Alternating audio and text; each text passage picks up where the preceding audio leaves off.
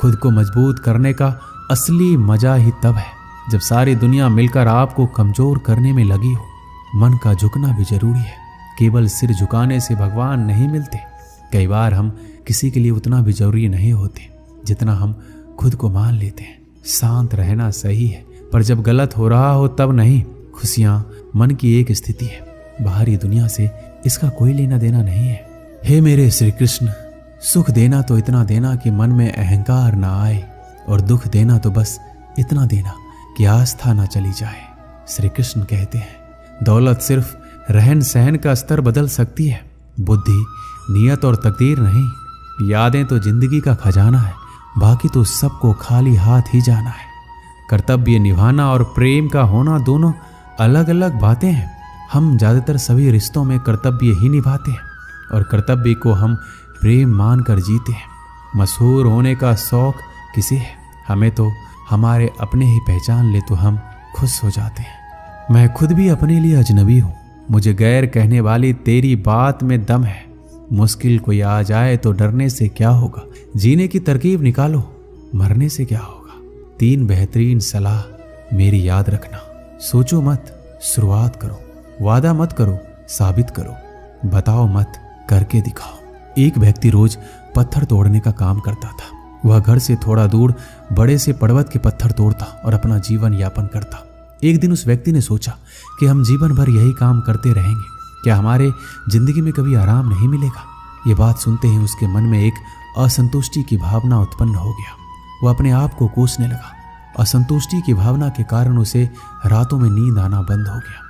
वह हमेशा सोचने लगा कि मुझे बड़ा बनना है। एक रात जब वह सो रहा था तब उसे एक सपना दिखाई दिया। जब वह पत्थर तोड़ने जा रहा था उसे रास्ते में एक बड़ा सा बंगला दिखाई दिया। उसने सोचा, ये बंगला ही सबसे बड़ा है, ये मेरे पास होना चाहिए। बहुत देर तक बंगले को देखता रहा। कुछ देर बाद एक व्यक्ति आया जिसको सभी लोगों ने फूलों का माला पहनाया और जय जयकार करने लगा। वह व्यक्ति कोई राजनेता था।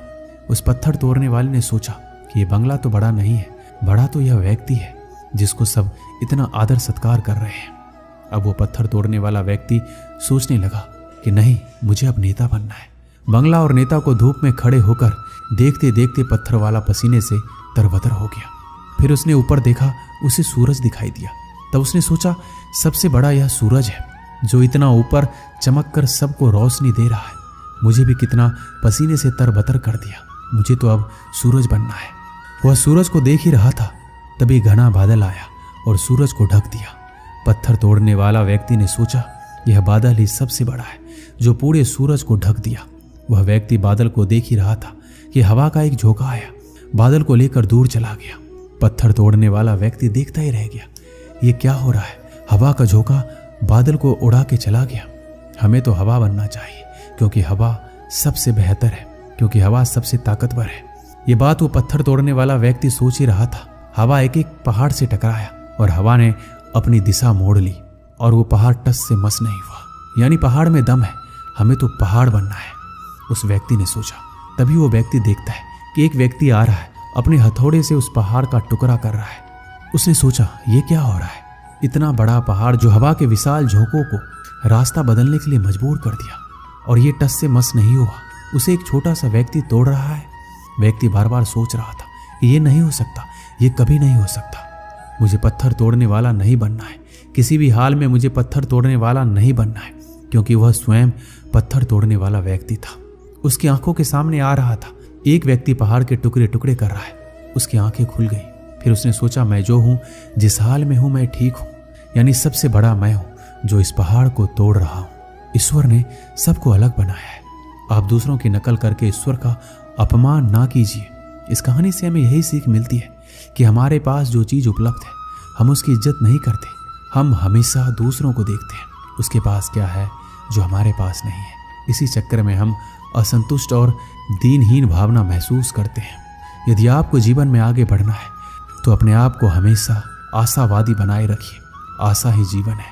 आप जो हैं ठीक है, कुछ कमी है तो उसे दूर करने का प्रयास कीजिए। कोई भी व्यक्ति, कोई भी पद 100% अच्छा नहीं होता, कुछ ना कुछ उसमें कमी जरूर होती है। हमें उस कमी को दूर करना चाहिए, ना कि असंतुष्ट रहना चाहिए।